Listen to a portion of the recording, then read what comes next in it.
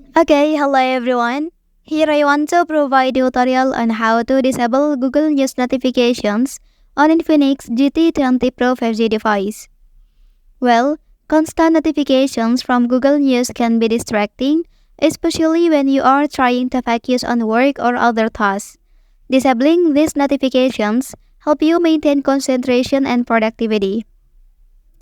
Okay, so let's go to the tutorial.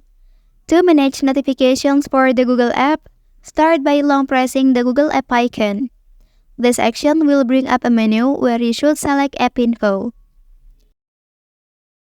Okay, upon entering the App Info screen, navigate to the Notification section and tap on it.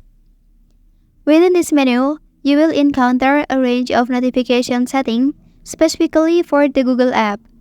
And to specifically address news notifications from Google, you have various options to customize your preferences. You can disable notifications for a specific type of content or choose to turn off notifications altogether. For a comprehensive solution, if you wish to completely disable news notifications from Google, you can deactivate the first option listed.